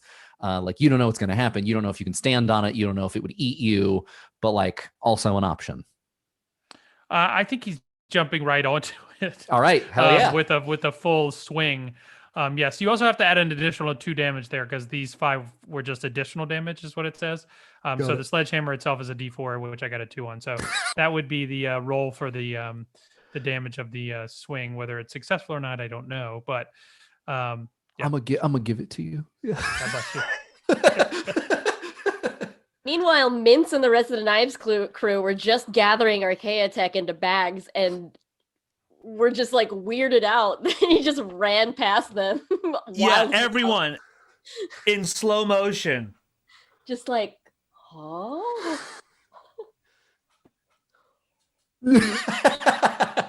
Do do do do do do do do do do do. The pop punk version of Chariots of Fire begins playing as Muscle T floats through the air, swinging his sledgehammer and wielding the microwave lens. Okay, so here's what happens. Oh my god! You managed to cut a. I'm going to give it to you anyways, but like, let's see how good you do. Can you just roll combat for me, just in general? Yes. Just to see how impressive it is. That's Wow. a. Oh yeah, he's got a D10 for combat. Really pulling for a fortunately, high he only rolls a 2. Oh no! Yeah. Are you kidding me? Are you kidding me? He rolled a 2. Oh no! He's got a 10 combat roll, but he rolled a 2. I mean, it's so the thing that's about the intercessor, it's huge, so it's basically hard to miss. And you're jumping from high ground, so you're gonna hit. You managed to use the microwave beam, the microwave lens, to like carve out a semicircle. Like you carve out a portion of this writhing, gross, black, tentacly mass. And as soon as you separate it out from the bulk of it, it just kind of starts to leak away into the floor, like into the area around it. And you can see some of the floor of, whatever store it was that it finally stopped in. You can see some of the actual ground. And you land in it. You land in this kind of like pie shape. I guess this is now a danger pie instead of a what did we say, hazard fettuccine.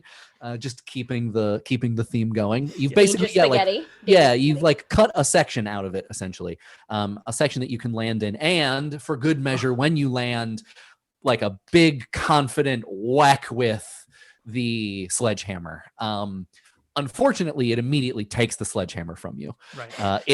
You like flip it in there and it makes a goopy noise and then it just like takes it. So that's gone. Actually, roll combat really quick. Again? I That's love it. That's a 10. That's a 10. You manage to keep the sledgehammer. Yes! It That's all I pulls back and wanted forth. from this It whole pulls back attack. and forth, but you manage to hold on to it. However, you now also notice that all of the gross mass that is around you is very quickly closing in, and it is closing the space that you made. And yeah, the rest of you, having seen Muscle T do this, are looking over the edge. You can see this spot that he's cleared and how it's it's closing in on him.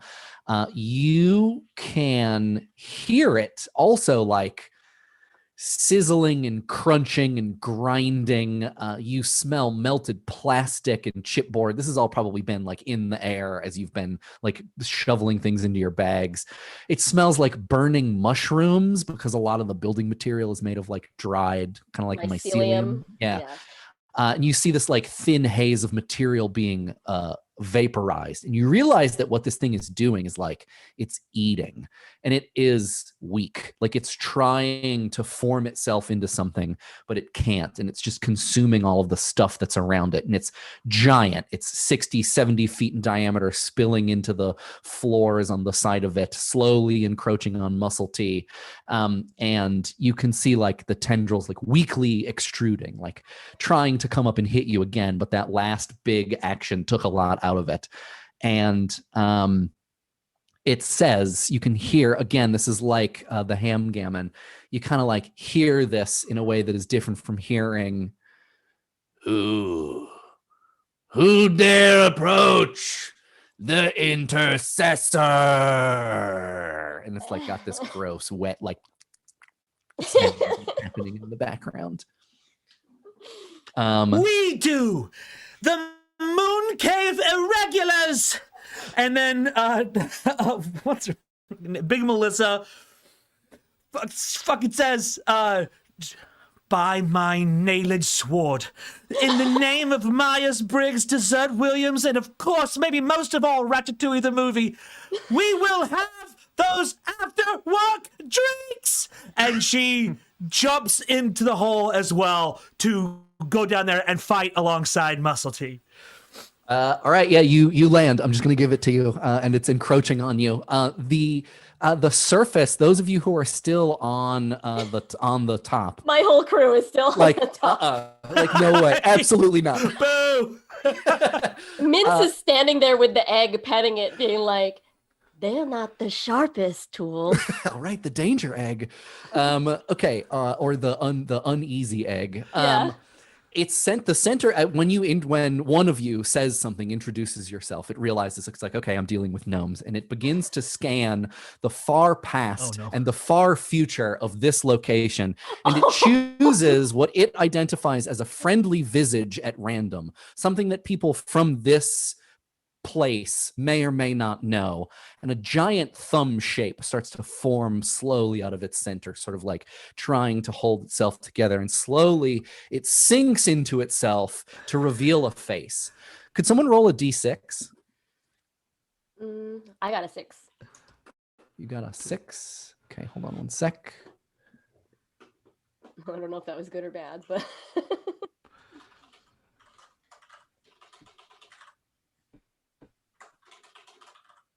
I had this pulled up and then I accidentally closed. There it is. Okay, 6. It looks like Jason Schwartzman. It's the face of Jason Schwartzman. they don't know who that is. No, it scanned all of history. You're currently on Luna. You don't know what Luna is, but like, you know, you're on a place that is somehow related to, you know, what we would call Earth. It considered Jason Schwartzman part of the history of this location. Yeah, there's probably like an HD DVD of like Rushmore, laying around. Yeah, so it just picked it. So Jason Schwartzman comes out of this like weird oily thumb that emerges from this thing, and it says, not in Jason Schwartzman's voice, I will devour this tacky planet and you. What are you, gnomes? What will you do to stop me? You will do nothing. And it just like rockets out all of this disgusting black ooze. Like it's just fire hosing black goop everywhere. You are all covered in it. Everybody, please roll reason or charm and tell me if you get a 1, a 2, or a 3. We getting intercessed. I don't like it. Charm, you said? Yeah, reason or charm, whichever Reason one you or want to charm? roll. Yeah. Great. Nakiri And we're got a telling you 2. about what? 1s, 2s, or 3s. Okay. Lip Bull got a 3. Okay. AOP got a 3 and Scrunchy got a 1. Okay. Let's see. Nakiri got a 2, Brunwa got a 3, and Chiffonade got a 3. Okay. So, who got a 1, Nick? Scrunchy? Scrunchy, Oh! the leader of the 80s accessory. Scrunchy runs at full speed into the bulk of the intercessor and just disappears into the black oily mass. Scrunchy. He gets a Scrunchy, he, she, they? He. Scrunchy gets covered in this goop, gets a wild look on his face. His eyes go wide. His pupils dilate. He like fidgets for a minute, like he's looking for something or like he's confused. And then he just books it and takes the same pathway that Muscle T did, but instead of aiming for an empty spot, aims for center mass. And you can just hear.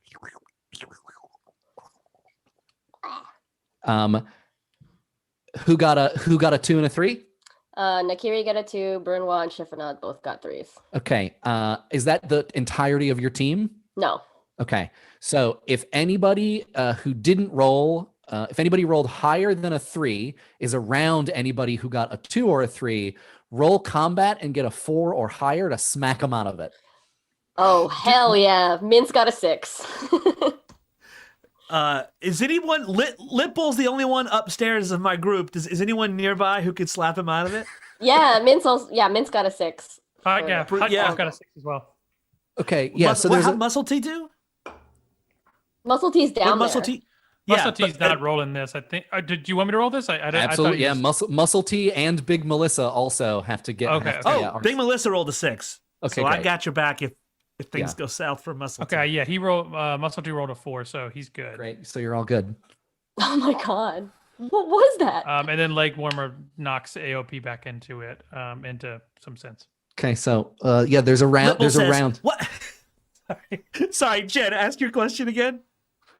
Oh, I'm like, what is this? As Mince like knocks everybody with he has a rubber mallet. Like he's been carrying a rubber mallet this whole time. Yeah, He just sure. upside the head of the 3 of his crew. Like, what is your deal? Maybe we should say a gentle shake instead of a full-on smack, unless someone looks like they're really like having a hard time. Yeah. I have a question Lip Bull about. says it's some kind of time slime. Just want to get that in canon. That's great. Nailed Mike, so Scrunchy is inside of this thing now, and Scrunchy has no agency whatsoever right now, right? I'm gonna go ahead and say I'm gonna break it to you. Scrunchy dead. Okay. Oh, no.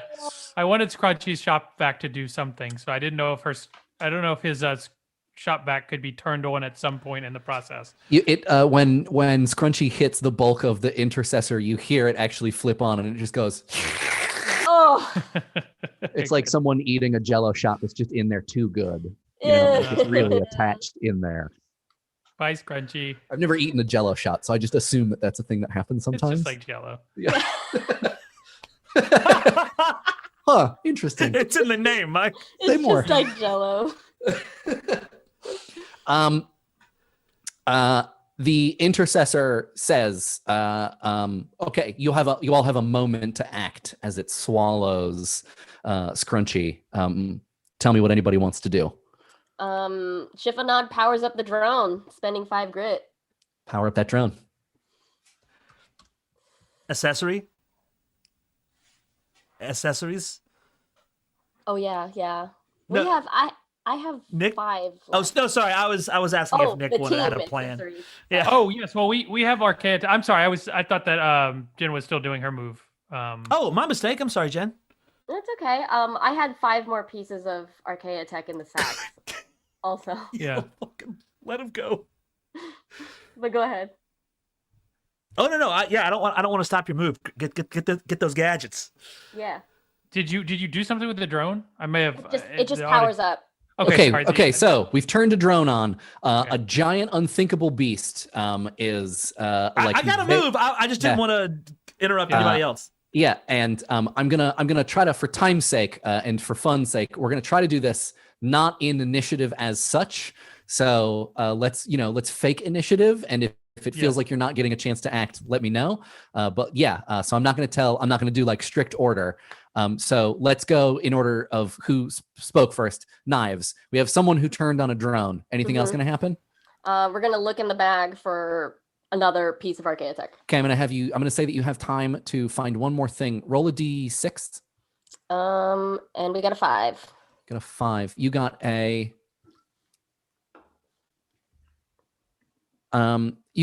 quark Eurocore. It is something that disentangles entangled atoms. It is your level grit to use, minimum 2. It is depleted, but you can recharge it by shaking it a lot. And you have no idea what this would do to the thing that's below you. But you know that it's like some sort of like weird quantum tool. If there are 2 atoms that are entangled, this disentangles them. Cool. Yeah, Mint starts shaking it. Okay, you're shaking it. The moon custers, or the Mooncave Irregulars? Mooncave, yeah, Mooncave Irregulars. All right. Big Melissa looks at Muscle T and says, Muscle T-shirt, when this is all over, I'd like to have you for that drink. And this is a formal invitation to join the Mooncave Irregulars. And Lit Bull yells down, and I approve! Cowabunga, dudes! And then she this is, I can't use 2 objects in one turn, can I? No, probably not. Okay. Then she pulls out the Dimension Invoker and slams her hand down on the button, activating it. And you said 2d12 grit to charge this thing up? Yes. All right. That's a 6 and a 12. Okay, now that's over my grit limit, right? That's 18 grit. So I can't, but can I spend health? Yes, you can. Okay. Yes, and as a matter of fact, you have no choice. Yeah, I have no choice. So how much health would that take? If my grit was 14, 3 to 1. How much? It's 3 to 1. She dies. Oh no. That's her whole stack. That's all her grit and all her health that she had left. Tell me what happens. Does she successfully power it, or does it burn through? No, she hits the limit. She hits it, but okay. I mean literally on the dot. Okay, tell me. Yeah, big F. Yeah. She hits that button, and the Escheresk rips her open from within. Like her body just sort of like twists and turns as the physical space that she's occupying becomes n-dimensional.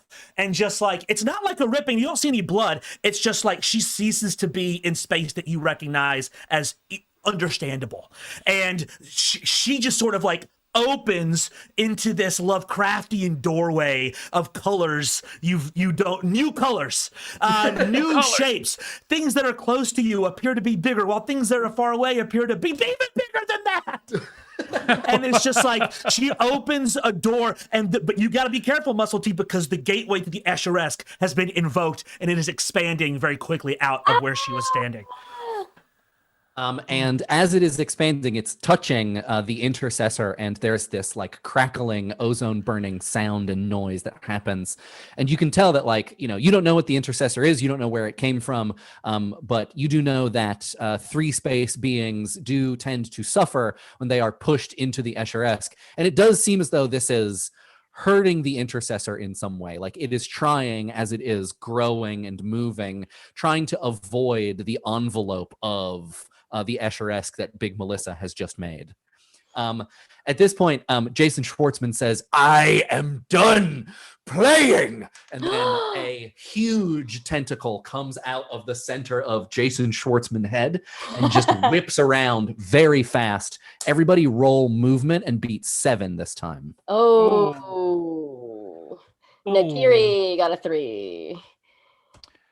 Benoit got a 10. And if you do not beat 7, take D8 damage. Ooh. Well, everyone. Lit spins everything except for like he's got 2 health left. That was all of his grit to hit 7. He boosted his roll. It was like I am not today, Jason Schwartzman. Not today. No. Yeah. Yeah, Mint's boosted. It's fine. And then Chiffonade got a 1.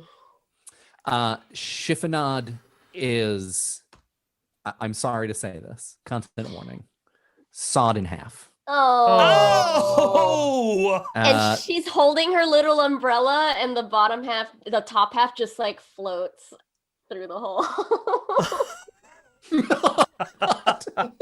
Oh, it's adorable, but also bleak. Oh. Yeah. And the drone is going me me me me me me me me behind her. Yeah.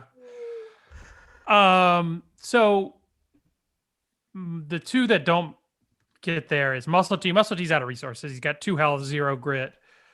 So it's impossible for him to get a 7 because his movement is 6. So what happens with Muscle T is that he is so elated to hear, rewind a couple of seconds to hear Big Melissa invite him for drinks. He's halfway out of his mouth is an explanation about empty calories and how alcohol is not a good choice for either of them. When she begins getting, yeah, he does. And like she doesn't know. And he sees Big Melissa start turning into things he's never seen. He knows that she's gone, and he again loses it. He's got no resources to wild out again, but he gives up. He just yells, "No!" And then I think he just dies of a heart of a broken heart. Yeah.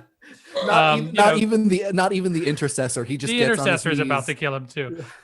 Yes, and so that's what happens with Muscle T. Rest in peace. He sucked. The only other person that didn't make it, got a 6 instead of a 7, was Hot Calf. I guess her calves were not hot enough. So roll D8 damage. Yep. You see those leg warmers burning up. Can I get an inventory? Can I get a roll call? Who lives? Got all 8 damage. Ugh. Oh, sorry. Oh, all 8 damage makes leg warmer an X leg warmer. No, Cold calf. I still have Nakiri, Mintz, and Brunois, who are all still up. They haven't left the ledge. AOP and TK, who we haven't heard a lot from, but TK's cool. We're about to. TK's always very quiet anyway. Gonna get the last word. Yeah. Okay. The intercessor has just taken an action. Who wants to go next? Mintz is going to clasp hands with Nakiri. Nakiri is gonna cannibalize, which is take some grit from Mintz. And with that, Mintz does a little salute and flips off the edge of the hole. So he's transferred grit to Nakiri to give it away. Okay. And then is going to just flip downward with the big rubber mallet like a cartoon and just like land in the center of the intercessor. And instead of regular combat, he uses daze, which is stunning the target for 1 round, and then they suffer -2 to every roll for the rest of combat. Great. And he doesn't have a good combat die, but got a freaking 6. Okay. You have done 6. You have done 6 damage to the intercessor. Yay! and it makes like a cartoony wet wallop when it lands on Jason Schwartzman's head. Yeah, it's like hitting a mud puddle with a hammer. Yeah. All right, we got 5 minutes. Let's kill this guy. Lip Bolt reaches into the sack and without even looking, hits whatever button he can get his thumb on and throws it at the intercessor. What did I just turn on and throw at the intercessor? You turned on a gray missile modulation band. Well, you got to modulate them. You actually may have lucked out. You have to pay 6 health Whoa. to use it. Or rather, when you push the button, you pay 6 health. What happens? And what is this? It's like it's a band. What are we talking about? Yeah, it looks like a. I'll tell is you it what a missile happens. that's going to shoot? Is it a shooting miss? Is it a missile that's going to shoot? Some of the terms in the randomly generated item are they're mutually exclusive. So this is up to some interpretation. This is a okay. I think this thing is gonna fire at the intercessor, but like there was like a power cord. There's like a strap on it that you're meant to put around your wrist so you don't drop it, and it snags Lip Bull's foot, and it goes cowabunga, and it right into the intercessor, taking Lip Bull with it. Does it manage to fire? Yes. Yes. Okay. And it kills him. He has to die. Okay, got it. So what this does, this is a topological reconfigurator, and it changes the topology of the things that are fired at it. And so when it hits the intercessor, it begins to randomly change shape.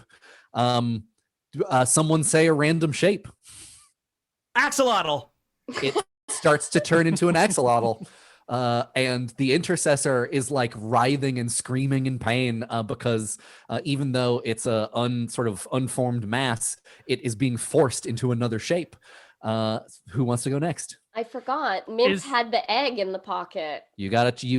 And the intercessor cannot act and is stunned for this round, so can't do anything to itself.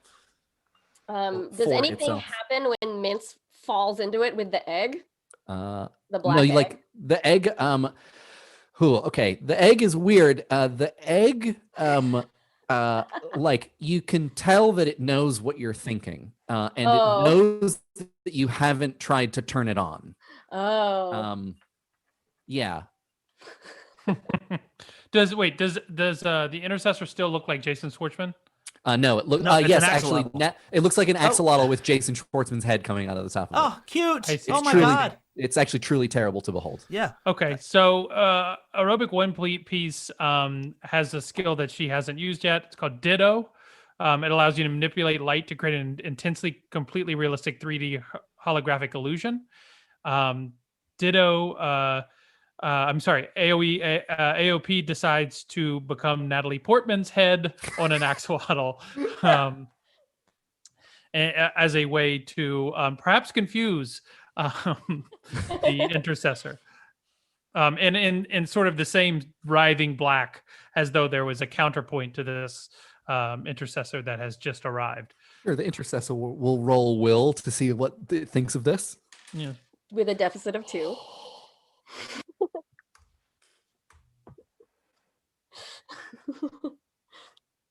What happened? Natalie Portman has a very short haircut. The intercessor behind her rolled. is a Paris hotel. Did you roll? What'd you roll? The intercessor rolled a nat 1. Yes! What? I All right, rolled. let's resolve this. Let's go. Yeah, I didn't have a D12 handy, so I just rolled 2 D6s and they rolled up snake eyes. So Yeah! the intercessor is very enamored with this Natalie Portman axolotl. I can't believe this is where this is going. Yeah, we're here, baby. And is like has lost all focus on everything else that it is attempting to avoid. It is now trying to reconfigure itself, trying to get out of the axolotl shape, pushing against the forces that are doing it. And as it's doing it, it's like brushing up against the portal to the Escher-esque. It's brushing up against some of the struts and some of the supports of the floors around it. It's brushing up against the gnomes that are standing near it. It's brushing up against the egg that is being outheld by Mince. By Mince. And as soon as it touches the egg, it's like touching spinning metal to other pieces of it's like sparks start to fly, and it feels like it's just stuck at a moment. It's like stuck in space. Like when Mince lets go of the egg because he sees that the intercessor has gotten close, it just stays there, immobile. It doesn't move. It is locked in space.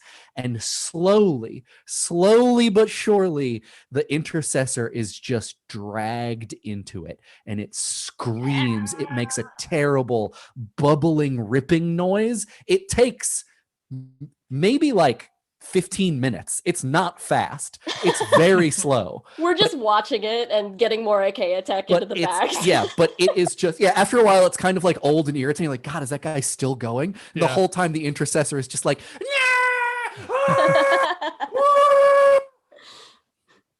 and you have bags and bags of Archaea tech. You have successfully defeated the Scourge, today's Scourge of Gnarcosa, at 7:01:21 p.m. And far away, deep within the moon caves of Luna, we see a stupid-looking door and a stupid-looking stoop, lit by a stupid-looking candle lantern. The door pulls open. A stupid-looking man exits and puts a stupid piece of paper on the door and closes it. And the camera pushes in, and we read what it says. And it says, "Help wanted. Sincerely, Jeremy Smaug." Smaug. We did it. That's it. We're Fun City. Subscribe to our show. It's this fun all the time. And stay tuned for Bijan. Bijan is also on Fun City, and he's next. Oh, what a good boy. It's gonna be all so right, good. we haven't seen that donation needle move in a while. Everybody, do it. Start putting that money in. Goodbye. Thanks so much for watching. Thanks, Anita.